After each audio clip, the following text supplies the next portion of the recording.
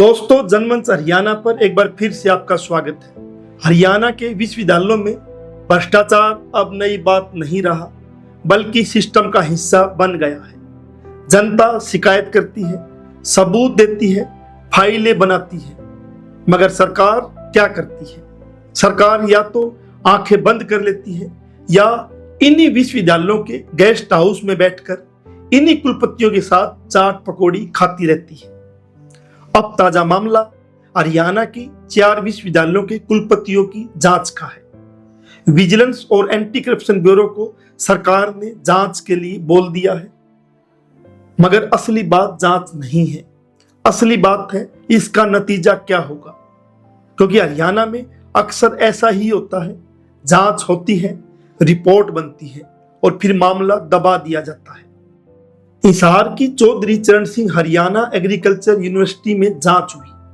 जांच अधिकारी पूर्व मंडल आयुक्त अशोक गर्ग जी ने कुलपति BR कंबोज, उनकी पत्नी संतोष, सुरक्षा इंचार्ज सुखबीर बिश्नोई, छात्रों पर लाठीचार्ज करने वाले प्रोफेसरों व अन्य अधिकारियों पर कार्रवाई व गंभीर जांच की सिफारिशें सरकार से की। विधानसभा में कांग्रेस के विधायक नरेश सेलवाल जी ने जांच रिपोर्ट को लागू करने का मुद्दा भी उठाया, मगर क्या कुछ हुआ? कुछ भी नहीं हुआ। क्यों नहीं हुआ? ये सरकार को जवाब देना चाहिए कि सरकार क्यों जांच बैठाती है और जांच बैठाने के बाद जो रिपोर्ट आती है उस पे चुप्पी साध लेती है। और यही कहानी गुरु जम्बेश्वर विश्वविद्यालय JJU हिसार में भी दिखती है, जहां प्रोफेसर नरसिंह बिश्नोई पर पहले विजिलेंस अधिकारी ने FIR की सिफारिशें की, मगर कार्रवाई की जगह उन्हें कुलपति बना दिया गया। अब प्रोफेसर नरसिंह बिश्नोई का नाम फिर से जांच में है। तो सवाल सीधा है, क्या इस बार सच सामने आएगा या फिर यह मामला भी फाइलों में दबा दिया जाएगा? अंग्रेजी अखबार की रिपोर्ट कहती है, सरकार के निर्देश पर स्टेट विजिलेंस और एंटी करप्शन ब्यूरो ने 4 कुलपतियों के खिलाफ भ्रष्टाचार व भर्तियों में गड़बड़ की जांच शुरू की है। इनमें हिसार की गुरु जम्बेश्वर यूनिवर्सिटी, रोहतक की महर्षि दयानंद यूनिवर्सिटी, मुरथल की DCRUST और कुरुक्षेत्र की श्री कृष्ण आयुष यूनिवर्सिटी के कुलपति व पूर्व कुलपति शामिल हैं।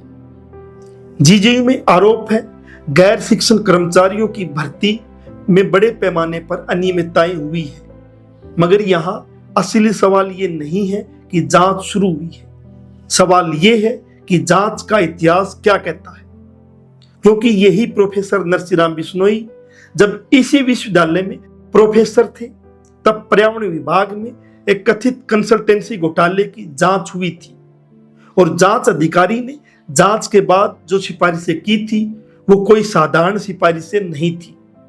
विजिलेंस जांच अधिकारी ने अपनी रिपोर्ट में साफ लिखा, मामला बहुत ज्यादा गंभीर है और इसमें FIR दर्ज होनी चाहिए।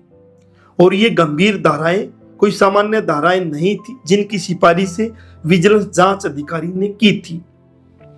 रिपोर्ट में दर्ज था धारा 409, 420, 467, 468, 471 और 120 भी, यानी आपराधिक विश्वासघात, धोखाधड़ी, फर्जी दस्तावेज, उनका इस्तेमाल और आपराधिक साजिश सब एक साथ। रिपोर्ट यही निरूपती। इसमें दर्ज है कि प्रोफेसर नरसिंह बिश्नोई, प्रोफेसर नरेंद्र कुमार बिश्नोई और प्रोफेसर राजेश कुमार लोचप ने आपस में मिली भगत करके अपने अपने पदों का दुरुपयोग किया और इसके साथ ही भ्रष्टाचार निवारण कानून की धारा 13(1)D के तहत भी केस दर्ज करने की सिफारिशें की गई। यानी ये सिर्फ प्रशासनिक गड़बड़ी नहीं थी, ये एक आपराधिक मामला बनता था। और सबसे अहम बात, जांच में यह भी सामने आया कि औद्योगिक इकाइयों से प्राप्त धन और उसके उपयोग का पूरा रिकॉर्ड बार बार मांगने के बावजूद उपलब्ध नहीं करवाया गया। सवाल सिर्फ पैसे के इस्तेमाल का नहीं था, सवाल जवाबदेही से बचने का भी था। जांच में केमिकल खरीद से लेकर ट्रेवल अलाउंस में घोटाले भी सामने आए, मगर हुआ क्या? न FIR हुई, न कार्रवाई हुई, न जवाबदेही तय हुई। बल्कि जिन प्रोफेसरों और केमिकल सप्लायर रामचंद्र को जेल में होना चाहिए था। गबन का पैसा जिनसे रिकवर कर यूनिवर्सिटी में जमा करवाया जाना चाहिए था, जिन्होंने शिक्षक जैसे पद पर रहते हुए झूठ, चोरी और भ्रष्टाचार किया। गुरु जंबेश्वर महाराज जी के विचारों से जिन्होंने गैर ईमानदारी की, ऐसे शिक्षकों को तुरंत यूनिवर्सिटी से बाहर का रास्ता दिखाना चाहिए था। मगर ये सब करने की बजाय प्रोफेसर नरसिंहराम बिश्नोई को उसी जीजेयू का कुलपति बना दिया गया। क्या इससे ये मान लिया जाए कि ये सरकार ऐसे भ्रष्ट आचरण वालों को कुर्सी देती है और ईमानदार लोगों को सजा देती है?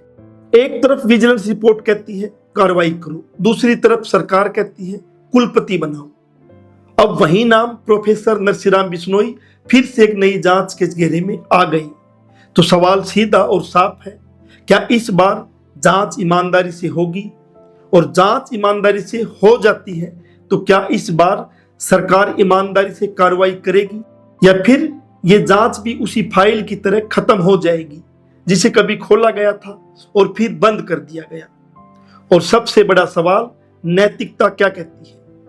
क्या एक ऐसे व्यक्ति को जिस पर पहले भी गंभीर धाराओं में एफआईआर की सिफारिश हो चुकी हो, विश्वविद्यालय की कमान सौंपी जानी चाहिए थी?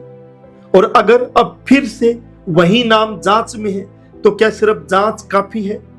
क्योंकि विश्वविद्यालय सिर्फ डिग्री देने की जगह नहीं होती, वे भरोसे की जगह होती है। और जब भरोसे की कुर्सी पर बैठे व्यक्ति पर ही सवाल खड़े होने लग जाए तो ये सिर्फ एक कुलपति की कहानी नहीं रह जाती, ये पूरे सिस्टम की कहानी बन जाती है। अब देखना यह है, जांच सच तक जाती है या फिर सच को छुपा लिया जाता है, क्योंकि जनता सब देख रही है और याद भी रखती है। अगर इस बार भी कुछ नहीं हुआ तो ये सिर्फ एक केस नहीं रहेगा, ये पूरे सिस्टम पर सवाल बन जाएगा। और सवाल ये होगा, सरकार को अगर कार्रवाई करनी ही नहीं होती तो वो जांच करवाती क्यों है? यही सवाल जीजेयू से एचएयू और अब फिर जीजेयू पर आकर ठहर गया है कि सरकार जांच करवाती है, जांच अधिकारी जांच रिपोर्ट में सिफारिशें करते हैं, मगर सरकार जांच पे कुंडली मार के बैठ जाती है या चुप्पी साध लेती है। जनमंच हरियाणा पर आप बने हुए थे, फिर हाजिर होंगे, तब तक के लिए अलविदा।